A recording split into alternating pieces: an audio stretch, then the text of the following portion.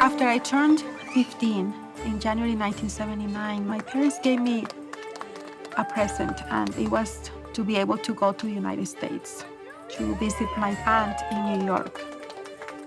So I went there, and I spent a few months in there.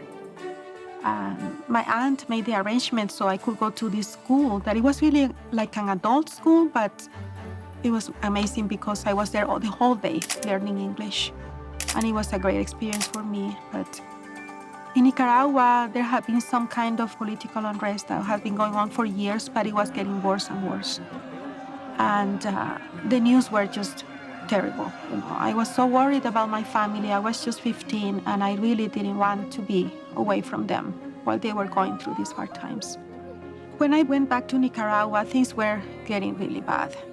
Because there had been these rebels that had been fighting for years to throw down the government.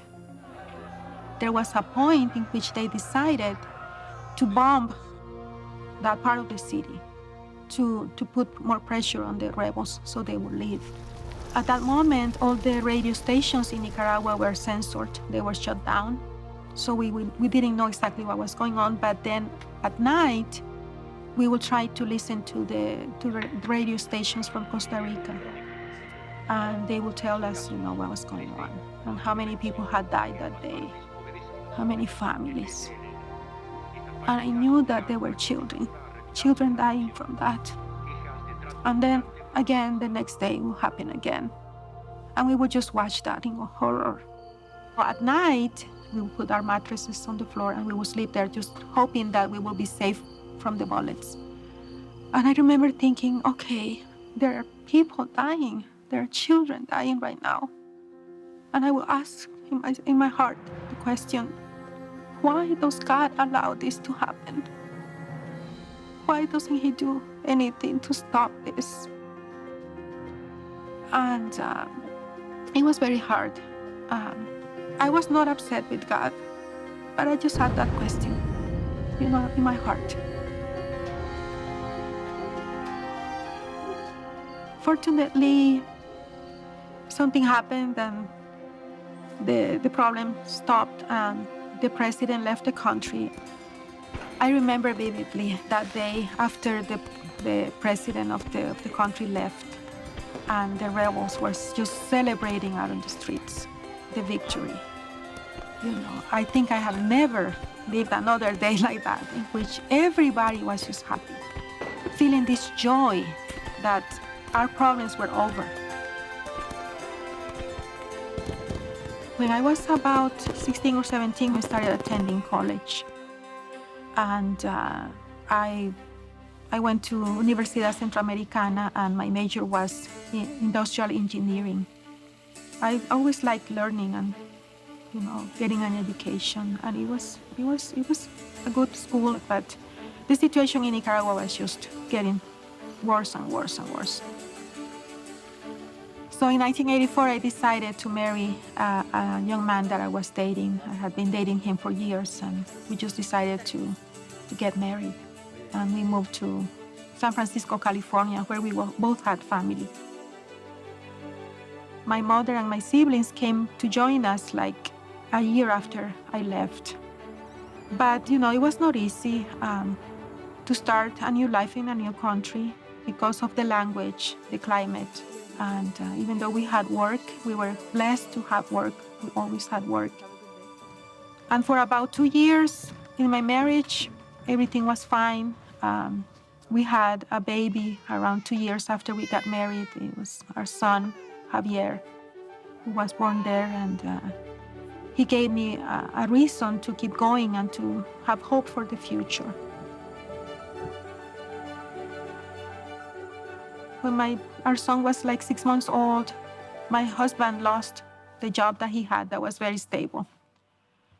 And I really don't know how everything started. You know, even from the time we were dating, I knew that he drank alcohol and that he even smoked a little bit of marijuana. But it was never too bad. But after he lost that job, like 2.5 years into our marriage, things just went downhill from that moment.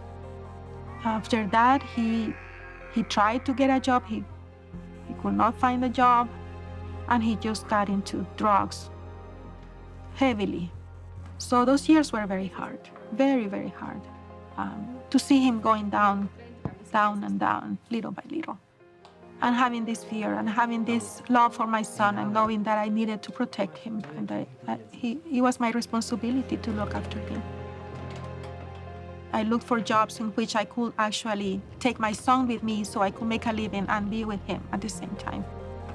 So I would work as a nanny during the day and I went to school at night because I always wanted to expand my education, to have a better future. It was very hard for me to see the man that I loved, the father of my son, going into that trap.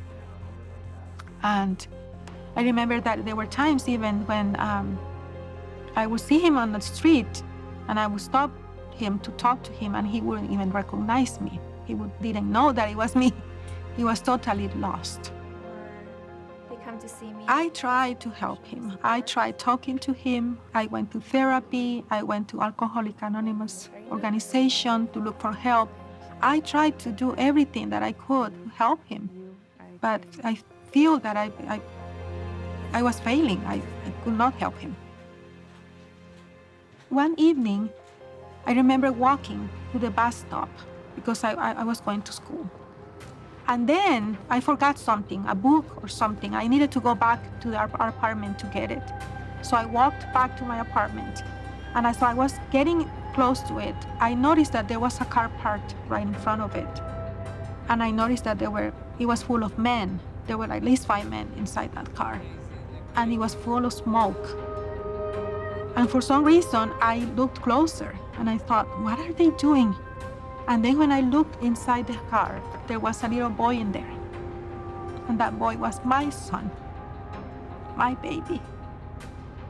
And I got so upset. I banged on the window and I opened that door and I told him, give me my son. This is the last time that you do this to him. So that day was the day when I decided to end my marriage. I think that was the day when I actually stopped loving my husband because I realized that I could not trust him. I could not even trust my son to him. It was very hard to end the relationship. How do you do that, after being so many years with a person?